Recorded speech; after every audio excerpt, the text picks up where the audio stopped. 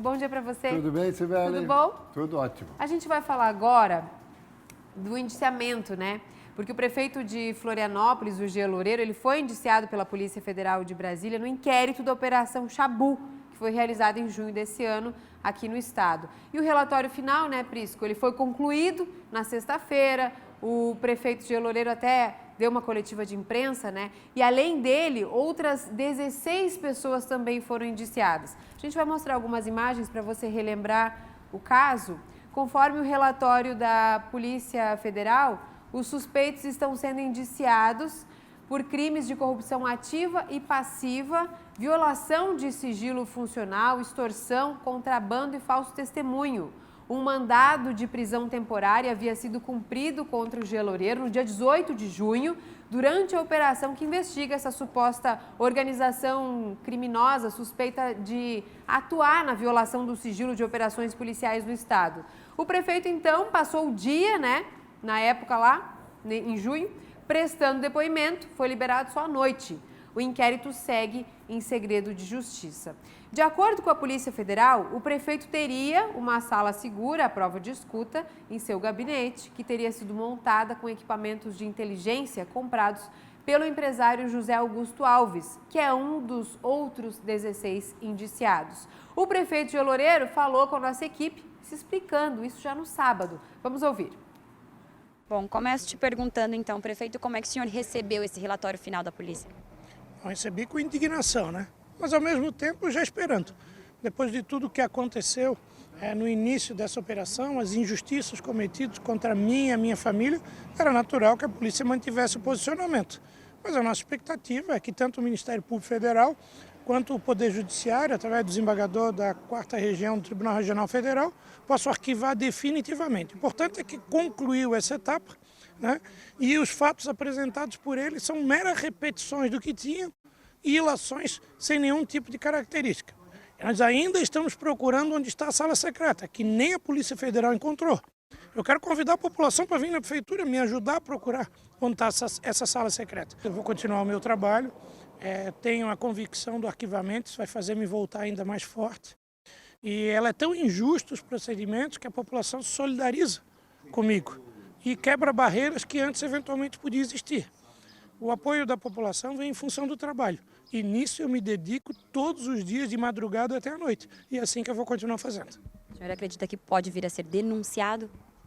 Eu acredito que não, nem denunciado e muito menos que possa ser aceito, né, uma possibilidade de abertura do processo. A gente acredita no arquivamento do processo, porque todos os apontamentos realizados pela polícia não têm tipicidade com os crimes apresentados, não tem provas que caracterizem e muito mais que isso, todos sabem que eu não tenho nenhuma participação nessa relação.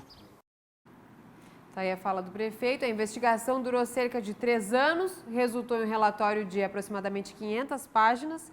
Essa investigação teria apontado que informações sigilosas a respeito de investigações policiais eram vazadas para políticos e empresários e, em troca, segundo a Polícia Federal, havia o favorecimento em indicações de cargos públicos, por exemplo. Entre os indiciados estão 5 policiais, 7 empresários e 5 políticos.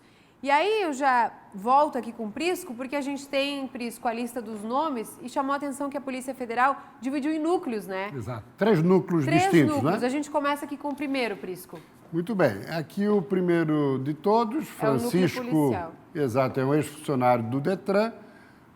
Tem o Marcelo, mas ele não é a figura estratégica, segundo a Polícia Federal. Aí, o policial rodoviário federal, sim. Marcelo Roberto Paiva, que inclusive fazia parte do GAECO, que reúne o Ministério Público, as polícias, e ele participava do GAECO e assim, de alguma maneira, privilegiava informações. Hélio Santana e Silva Júnior, delegado da Polícia Federal aposentado, inclusive foi superintendente aqui em Santa Catarina. Mais André Luiz Mendes da Silveira e o último, esse também com papel importante, Fernando Cairon, que era delegado da Polícia Federal, que vazava de maneira deliberada as informações para aquele que era o pivô de todo esse processo da Operação Chabu, que agora entra o núcleo empresarial. Ele fazia parte do núcleo empresarial, mas também tinha um pé dentro das polícias federal, civil, aqui de Santa Catarina e tudo mais, que é o último ali embaixo, José Augusto Alves. Temos aí outros nomes de empresários também que teriam envolvimento e interesse de informações privilegiadas para aqui ou ali poder, de repente, cometer algum mal feito. Próximo telão, Cris. Aí o núcleo político, né? O núcleo Prisco? político, que exatamente. aí inclui o prefeito Jean Loureiro. É aberto, a relação é aberta com a presença de Jean Loureiro, mas também a presença de 2 secretários municipais e outros 2 estaduais. Os estaduais, Luciano Veloso Lima, secretário da Casa Civil do governador Eduardo Pinho Moreira, e Romana Remor, que era secretária da Assistência Social.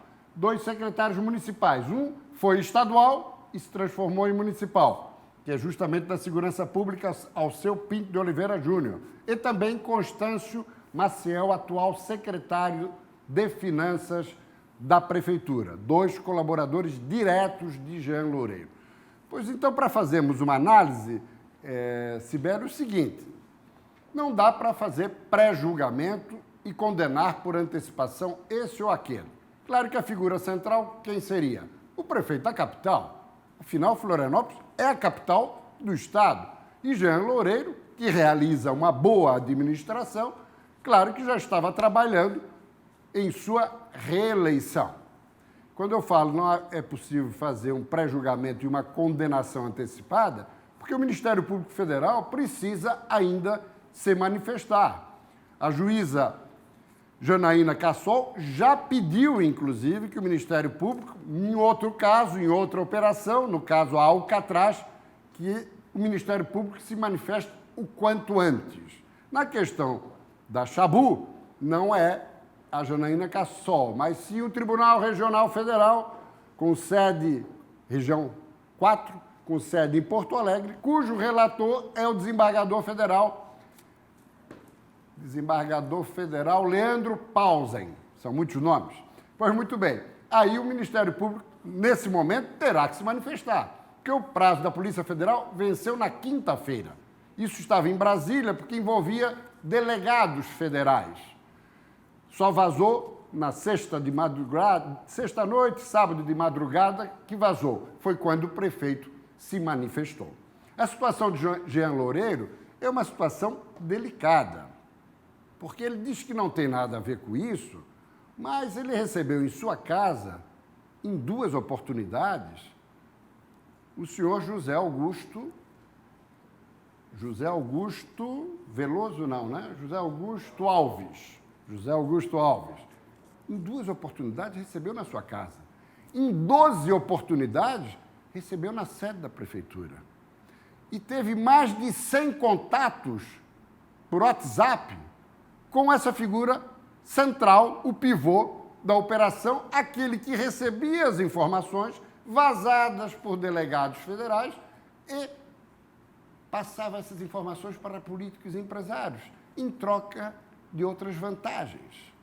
Então, de alguma maneira, era vazamento, que é gravíssimo, que acaba obstruindo o trabalho das instituições de investigação e, ao mesmo tempo, uma tentativa de blindagem. O prefeito, com ar assim um pouco de deboche, coloca, quem quiser visitar a sala segura, tal, essa sala já pode ter sido desativada, ela pode ter sido ativada e depois desativada, até porque as informações vazavam da Polícia Federal. Eles podem ter se antecipado, eventualmente, não estou afirmando, mas como o prefeito fez essa colocação, eu tenho informação que a Polícia Federal tem também esse contraponto que eu estou colocando agora. Então, é preciso ir devagar com a história. Agora, o prefeito declara que esse José Augusto Alves era um mala, era um chato. O que eu recebi? Isso ele declarou para um colega jornalista no início da manhã. O que eu recebi da assessoria jurídica dos advogados de Alves, que são Rodolfo Macedo do Prado e Richard Fará. A nota tem 3 parágrafos, eu vou ler só o último. É sintomático. Agora, espera-se que o Ministério Público Federal cumpra seu papel e determine o arquivamento do inquérito. Em assim não procedendo, ou seja, se houver denúncia, José Augusto não irá só se defender, mas provar a verdade dos fatos. Fecha aspas. Essa verdade dos fatos tem duas interpretações. Uma, que fala no parágrafo anterior, que ele não tem nada a ver com essa história e que é inocente. Outra, está mandando recado, que tem informações. Que estão querendo jogá-lo aos leões, ele vai levar mais gente. Então, tem que haver cuidado nessa hora. Até porque nós estamos encerrando o mês de dezembro, ano que vem, pleito eleitoral, e, evidentemente, que esse assunto será objeto de exploração. Isso estará na campanha. Poderá ainda, Jean está apenas indiciado e não denunciado. O Ministério Público pode jogar essa decisão mais para frente. Se decidir logo e não denunciar, o prefeito volta ainda mais revigorado e forte para enfrentar a reeleição. Agora, se ele for denunciado, ele fica fragilizado, ele fica vulnerabilizado, indiscutivelmente. Indiscutivelmente. Agora, também é preciso apreciar uma questão, que é justamente o time desse processo. O time desse processo é decisivo para Jean Loureiro, que, enquanto isso, vai tocando a sua gestão. Sibeli, eu acabei repetindo essa parte final porque eu estava querendo me lembrar do outro ponto que eu queria abordar e que esse ponto, infelizmente, não veio. Ah, sim, agora veio. O seguinte, Jean Loureiro tem uma estratégia inteligente. Tanto quando foi preso lá atrás, como você colocou bem, Sibeli, como agora, ele logo se colocou à disposição da imprensa. Ele não ficou na defensiva, ele foi para a ofensiva. Ele foi se defender e se colocar de maneira definitiva e firme. Isso é bom, se apresentando como vítima. Só que na campanha eleitoral, na medida que esse assunto for explorado pelos adversários políticos, aí a coisa começa a pegar. Porque ele vai ter que dar explicação. E dando explicação, ele fica na defensiva. E o cenário político de Santa Catarina, não. De Florianópolis. Como é que fica? Né? Por isso que os desdobramentos a partir de agora. Exatamente. Política. Como é que isso fica? Jean Loureiro hoje é um candidato com presença segura no segundo turno. Agora vai depender da evolução desse quadro no Ministério Público Federal e também na Justiça Federal. Agora, como vai ficar esse quadro? Quem são os candidatos e os desdobramentos disso no pleito eleitoral do próximo ano? Assunto para o News hoje à noite.